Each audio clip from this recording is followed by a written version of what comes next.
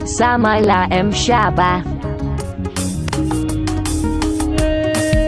Labari na ko in ce muku kadara ta soyayya, rana ta litinin tafiya ta zimi da sanyi safiya. Gani cikin mota sani budurwa yar tambaya, na ce da shi abokina ina da yar tambaya.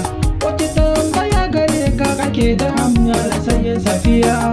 Sai na ce mishi yaushe za mu kai lokaci na karuwa, ga hajari gabas da kudu da arewa kun je uwa. A cikin lokacin da muke ciki mata suna ta damuwa, mota babu lema cikin mata suna ta damuwa. Sai ya duroba ya ce mini lamarin ku akwai damuwa. Kai a cikin motar nan wata ta ce min daga ruwa, ya sunan ka dan uwa? Sai ni ce masa ban da damuwa, suna na Sama'ila M Shaba Mozani ne daya. Muna hira ni da ita cikin yanayin wasa da dariya. Kin ci ado da kwalliya amma ya sunan dai sarauniya. Sai mini murmushi kai tsaye ta sake zuciya.